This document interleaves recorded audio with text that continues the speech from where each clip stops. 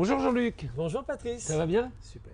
Alors, on va parler aujourd'hui, je vois, parce que je suis assez malin, hein, je pense qu'on va parler oui, du melon. Ouais.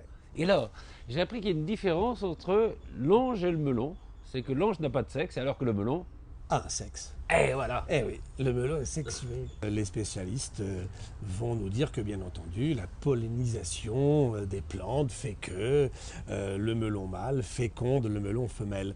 Mais ce qui est surtout très important, c'est que pour les connaisseurs en termes de melon, Patrice, le melon femelle est bien meilleur que le melon mâle. C'est souvent le cas.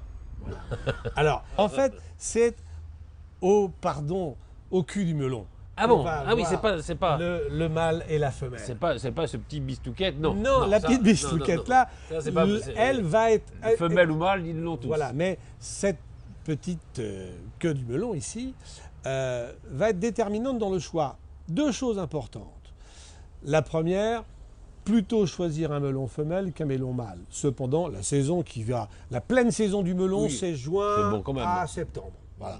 Alors effectivement, quand on est en dehors de ces saisons-là, mai ou octobre, on va mieux regarder. Donc, on va les choisir plutôt lourds. D'accord, il faut que ça pèse dans la Il main. faut que ça pèse dans la main parce que le jus qui a été composé par la nature, qui est contenu dans ce melon, est évidemment l'expression d'une période ensoleillée. Très Et bien. puis ce pédoncule, Ouais. si on voit qu'il est craquelé un petit peu, qu'il va se détacher, c'est que le melon est à maturité. C'est qu'il est bon à Et donc consommer presque sur place. Il ne hein. faut pas hésiter. Et voyez, ça donne Oui, des ça donne- melons juteux. Ce sont des melons d'appellation contrôlée d'ailleurs. Ce sont ça des melons rouge-gorge. D'accord. C'est le haut de gamme. L'épellation contrôlée, c'est pas le lieu, c'est pas Cavaillon. Alors si aussi, Si. bien entendu. Mais là, le melon rouge-gorge, c'est vraiment les melons de haut de C'est gamme. meilleur, voilà. Haut de gamme. C'est vraiment un produit qui s'accompagne en plus avec pratiquement tout. Voilà, Ça peut être une un peu de entrée, jambon, ça peut être un dessert, Absolument. ça peut être un légume, ça peut se conserver, on l'oublie, dans le vinaigre, Ah bon? comme un cornichon. Tiens.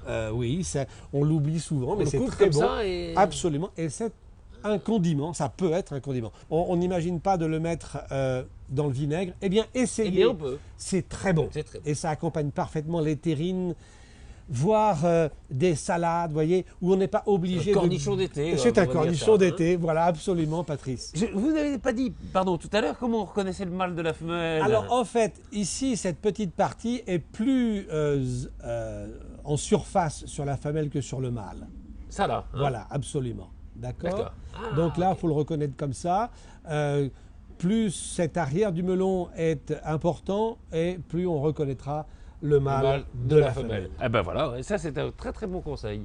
Merci beaucoup Jean-Luc À Madec. bientôt, Patrice. Et on n'a pas le melon. On n'a pas le melon.